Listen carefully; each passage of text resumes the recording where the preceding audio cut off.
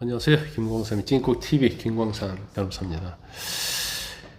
저희 썸네일 제목에 개영배에 흐르는 눈물이라고 했는데 이 개영배가 도대체 뭐지? 이렇게 의문을 제기해 주신 분이 있을 거예요.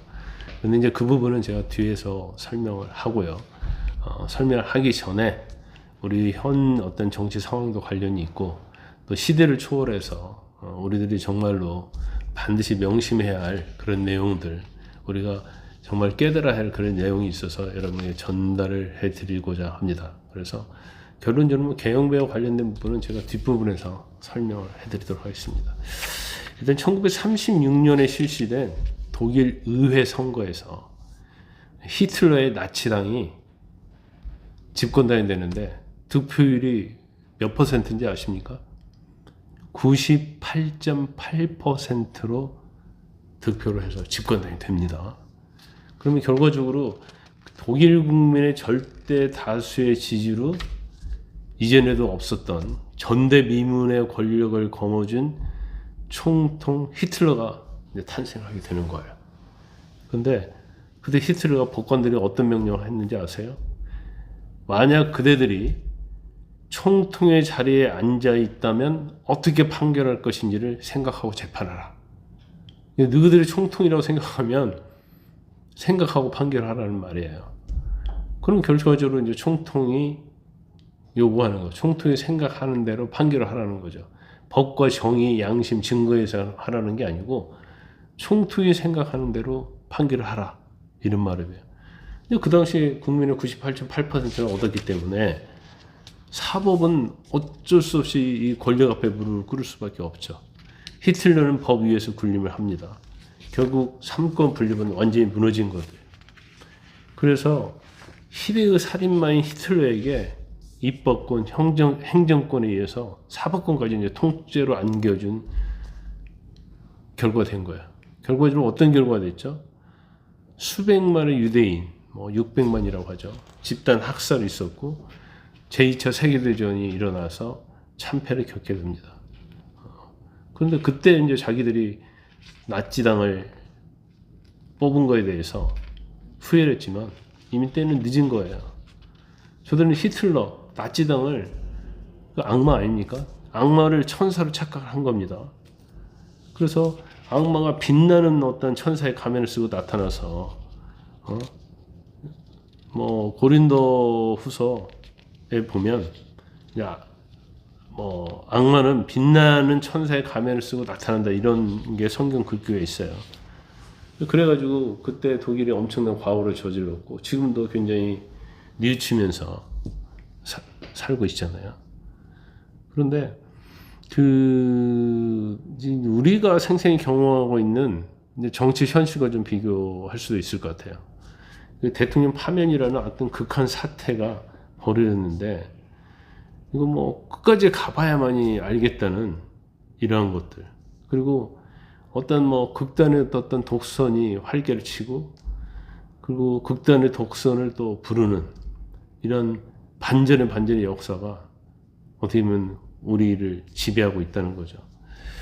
우리가 이제 풀코스 마라톤 경기에서도 보면 이제 물을 마시거나 이제 화장실에 갈 때 좀 멈추잖아요. 그건 왜 그러죠? 몸을 위해서. 과도하면 어떻게 돼요?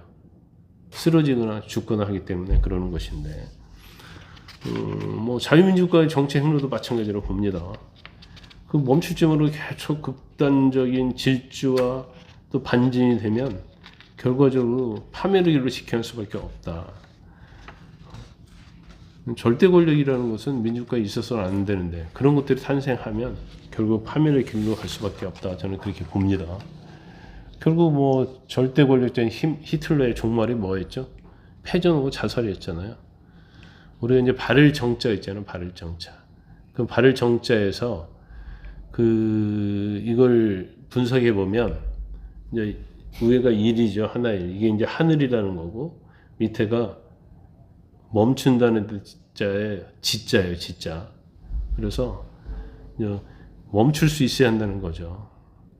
그런데 실제로 이제 그런 일이 생기지 않고 있고 지금 굉장히 우리가 기차가 달려가는데 브레이크 없는 것처럼 엄청나게 빠른 속도로 달리고 있지 않나 그런 생각을 합니다. 그래서 굉장히 우려가 되는 게 많고 이런 말이 있죠. 물급필반 기만 직경이란 말이 있어요. 그러니까 어떤 사물이 그게 다르면 이건 반대로 된다는 거죠. 반전이 된다는 거고 또 그릇에 물이 차면 이건 반드시 흘러내리게 돼 있다는 거예요. 근데 원래 이제 이 이야기 자체가 당태종의 후궁이었던 무조는 이제 아들이 중종인데 나이가 어리다는 이유로 이제 섭정을 하다가 이제 스스로 황제가 되죠. 이제 후궁 무조가 그게 이제 우리가 역사상 알고 있는 이제 칙천무후입니다. 여자 황제 칙천무후. 그래서 자기가 황제가 된 다음에 막 숙청해요. 독단적으로 정치 행태를 하다가 결국 신하들의 반발에 부딪혀가지고 쿠데타로 이제 폐위가 되죠. 그러면서 그때 바로 소안환이라는 사람이 스스로 퇴위를 하세요 권유하면서 아까 제가 말씀드린 물극필반 기만직경 얘기를 합니다. 그러면서 이 상수를 올리는 거예요. 칙천무후에게. 이 말은 뭐냐면 사물에 아까 제가 한번 더 설명해 드리면 사물은 극에 달이면 뒤집어진다는 거예요. 그리고 그릇이 가득 차면 결국 기울어서 넘어진다. 결국 뭐든지 지나치면 파멸의 길로 간다는 것을 말하는 겁니다. 그래서 원래 이제 이게 아까 제가 썸네일인 개영배 얘기했잖아요. 개영배는 원래 이제 그 조선 시대에 진상품을 만들어서 이걸 이제 바치는 도공, 유명옥이라는 사람이 있었다고 그래요. 그런데 이 유명옥이 굉장히 방탕세월을 했다는 겁니다. 음주 가무하고 주색 잡기 하고 삶의 파탄에 이르렀다는 거예요. 그래서 자기 잘못을 깨닫고 눈물을 쏟으면서 개영배라는 걸 만들었다는 거예요. 개영배가 이제 술잔자거든요. 배가 잔배자거든요. 잔배. 술잔을 만들어요. 개영배. 개가 경계할 개자고 영자가 찰영자예요. 그러니까 술이 가득 차서 먹으면 술이 취하잖아요. 그럼 이성을 상실하고 또 어떤 행위를 할 수 없으니까 가득 찬 술을 먹지 않기 위해서 술 안에다가 기둥을 만들었다고 합니다. 그래서 7알 이상의 술이 들어가면 흘러나가도록 그렇게 원리를 만들었다고 그래요. 결국 이제 과욕을 경계하려고 하는 그런 이랬다 볼 수 있고, 우리가 과유불급이라고 얘기를 많이 하잖아요. 너무 지나치면 모자란 것보다 못하다 그런 얘기를 하는데, 원래 이 개영배로 술을 마시던 아주 유명한 거상, 큰 상인이죠. 임상옥이 술을 마시려고 하면 가득 안 차니까 7혈밖에 안 되고 다 새버리는 거예요. 그러니까 화가 나고 잔을 깨트려 버렸다고 그래요. 나중에서 왜 개영배라는 것을 만들었는지 그러면서 이게 아까 말씀드린 유명옥이라는 도공이 깨달아서 만든 술잔이구나. 그러면서 이제 그걸 가지고 탐욕, 노여움, 어리석음 이런 삼독을 다스렸다고 합니다. 그래서 일단 이 개영배라는 술잔에는 이제 과유불급이라는 어떤 깨우침이 담겨 있다 이렇게 볼 수 있어요. 무엇이든지 일도 사랑도 공부도 그리고 제가 오늘 말하는 정치도 너무 지나치면 오히려 삶을 망가뜨릴 수 있다 이렇게 봅니다. 모든 것은 자신의 이익을 위해서가 아니고 이웃과 공동체에 해를 끼치지 않는 그런 걸 위해서 해야 한다고 봅니다. 이게 개영배라는 말이 정말 처음에는 굉장히 어려웠는데 원리를 알고 보니까 상당히 설득력 있고 우리의 삶에 좀 적용할 수 있는 그런 내용이더라고요. 그래서 오늘 여러분께 전달을 해드렸습니다.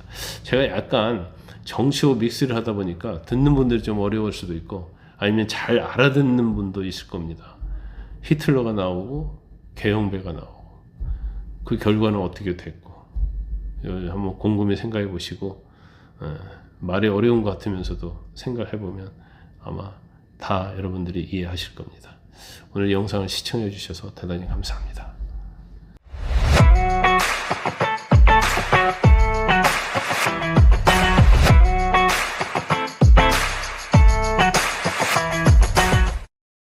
여러분의 구독과 좋아요는 큰 힘이 됩니다.